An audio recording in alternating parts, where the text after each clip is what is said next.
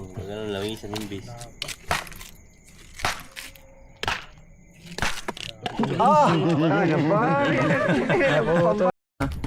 Ayan o. Ang saya ko na, nakahuli na ako! Uy! Pisyon nyo! Pisyon na nila! First bite. Unang kagat. Up. Money. Dayo niya, stranded niya.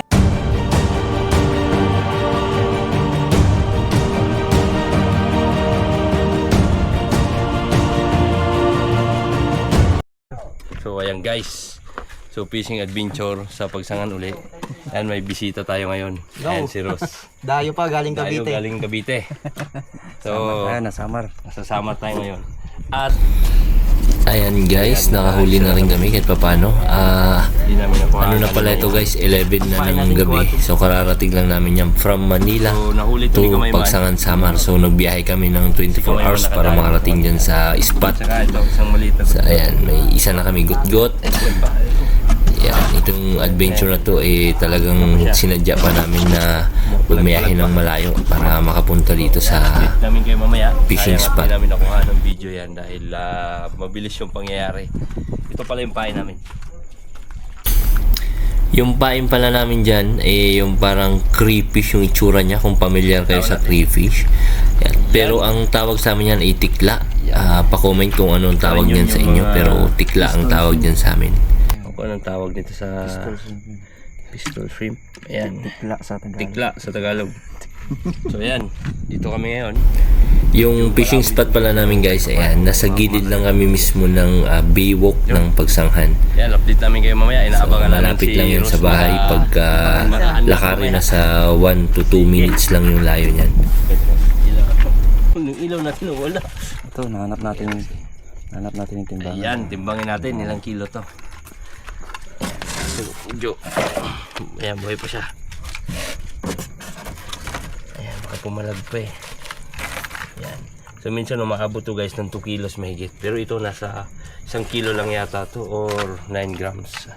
90 grams. Ayan, Lagpas 1 kilo. 1.2. 1.2. So ayan, naka 1.2 kilo tayo. Ayan, si Kamayman ang ano nito. 1.2 kilo. Minsan umaabot yan ng 2 kilos o 2.5 kilos ang isa. Pero pagka ganyang size, malinamnam na yung laman yan. Good sign na yan na malalaki na yung bakuko. Bakuko pala yung tawag sa isda na yun guys. Ribis. Sea bream naman kung sa English. Masarap iihaw. Di ko alam kung anong tawag niyan sa lugar nyo. Pero sa Pagsangan is bakuko. Sasayin mo Bayra nga kaya niya, Nay. Adi, bayra, adi. Bayaran natin sa.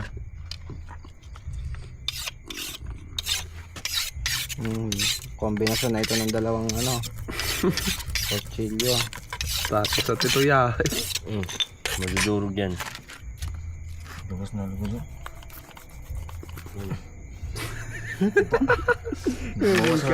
Angot na din yung isda. Taba yan. Sayin ko to. Parang is, baka maano ka ng kutsilyo. Kaya kaya. Budal na yung kutsilyo na naman. Hindi madurog. Uy. Ikaw ba yun o isda na? Iyon. Teka lang, palapit tayo ng palapit doon sa rad ko. Kaya putol. Ano ka na? Yung crab ini. Ikaw, master, sa liwan. Ayan, medyo matigas talaga yung laman ng isda na yan guys. Pero napakataba niya. Kung makikita nyo mamaya, yung laman ng tiyan niya is halos kulay puti na lahat. Sobrang taba. Sure baka yan, kaya na, ako na. Tata, igo lagi ako ng Abdo. Ito. Uy! Pisyon nyo! Pisyon na nila! Kapit bal, sugad na ito. So ayan guys, habang naglilinis ako ng isda, tumunog yung bell sa bit and weight natin. Kamera bal dito. Yun yung nakaganda guys pagka nagpipishing kami guys na bit and weight. Linalagyan ko yan ng bell para kahit malayo kami, o hindi kami nakabantay dun sa pamingwit, pagka tumunog ng malakas yung bell, ibig sabihin nun may kumagat na isda. So i-check namin kung ano yung kumagat na isda.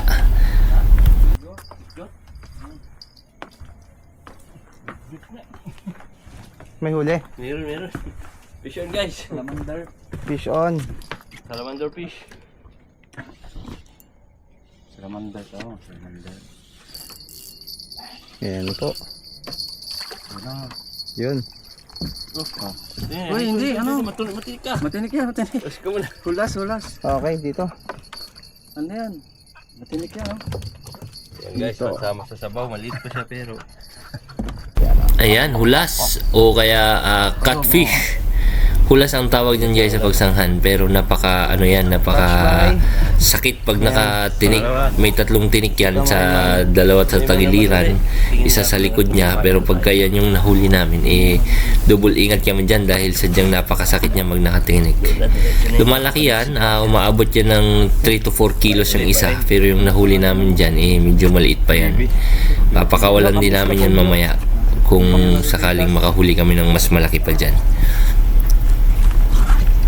Balik tayo doon. Mayroong isa pa niyan, yung tinatawag na hito. Yun ang ganong klase guys, is wala siyang tinik. Kapit no? Sa tabang na tubig siya na bubuhay. Pero pagka sa brackish water, yung kagaya niyan, may tinik talaga yan at masakit makatinik. Pero at least sinahatak niya.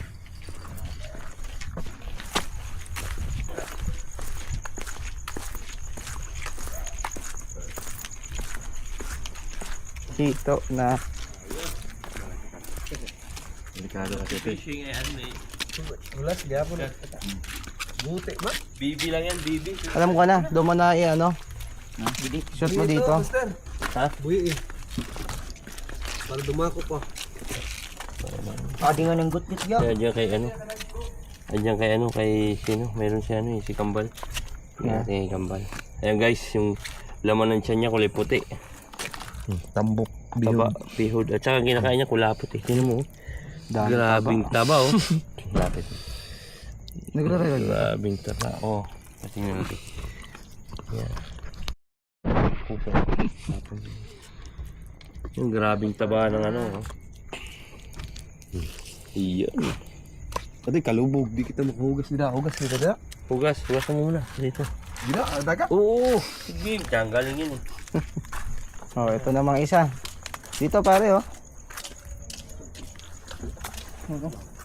Anong gamit mo? Cutter. Wire cutter, may kalamang pa. Hindi nga natibo, natetano naman ng isda. Delikado kasi yan. Hasang ko ba? Hasang ini? Okay. Eh, Baka pumalag. Masakit makatinig yan. akin na. Yes. Ako na. Hawakan mo to. Ano eh? Ali, kasi ba't niya may hulas? Wala ito, Noy. Tunok, marunong.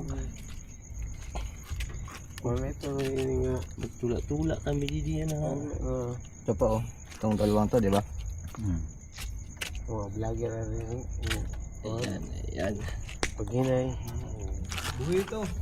Ayan, tagal na tunok. Pwede na ito kay luto ni Kambal. Ano, nakapamatlong kam? Waray. Yung mga tika. Hindi na, ligid-ligid. Kamalat. Ayun. Bubutan na ba kita? Babagsakan yung paa mo ha? Kaya Alam ko na. Malambot ang bibig pala, no? oh, malambot pero matigas yung ano niyan. Yung... Balat. Parang goma. Ah, ito. Hindi na mapipitas. Amon. Pulas. Ano man? Yan. Kunin natin. Sabihin natin. Sakat natin sa bibig. Yung right hand dito. Magkaroon na yan. Ito na mapalit. Ang kunat nga. Ito lapik. Kaya hindi na mapipitas. Bukan. Yan. Yun, nadali. Natanggal mo yung mga tinik. Andiyan pa. Andiyan pa, makatinik pa eh. So, putol na namin. Ano? Tapos mo sa dagat.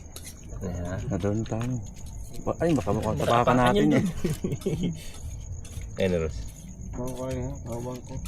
Ayun. Kawil at tuloy, awat siya. Oh, yan, ito garo. Ay, invite ko din. Ha? Invite ko.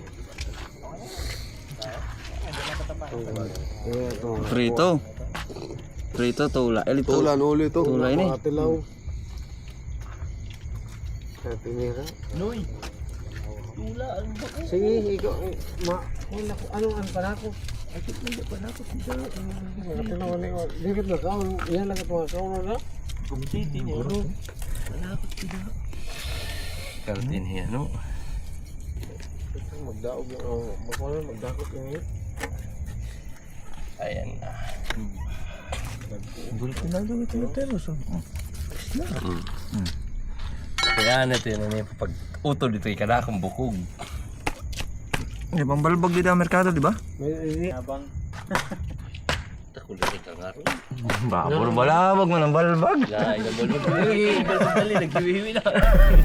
Eh, medyo matigas yung buto talaga niyan guys pag malaki na yung bako ko.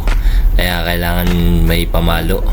Ang kinaganda niyan guys pagka nagpipishing kami sa gabi, diyan na rin namin mismo iluluto at lilinisin sa tabing ilog yung yung isda. Then sabay-sabay kakain. Yun yung masarap sa adventure pagka night fishing.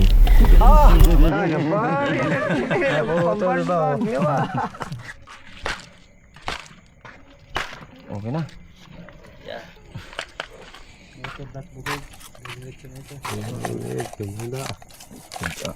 Ini nga mga tunok. Hindi mo ay tunok. Uy. Kuhan, makuri ito. Tigya pa dito. Wala na persa. Maray na. Tama na. Maray na. Kailangan ko doon iragod pambalbag. Ari kung tanging bagta kay midong ari. Wala na makuha na. Sige, sige. Ang masamad.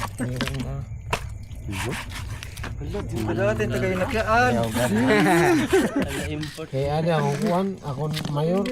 Na. Kain niya. Hindi, ang kulit ang kama. Akarakot unod doon. Ano nga ito, nagkuhan naman, nagkarat naman kita ini. Makura ba ini, tabas na kay kuhan ini, ng isda. Okay na palit, 200 tambak. Ay, Natada man lang ngayon. okay, pero ano ini? Ayaw ha.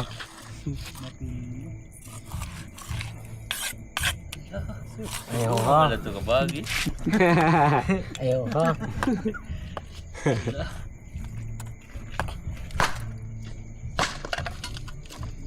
Tignan ang buko.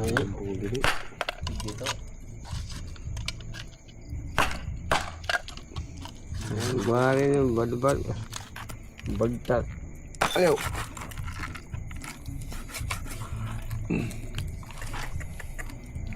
Dari man lang ngayon.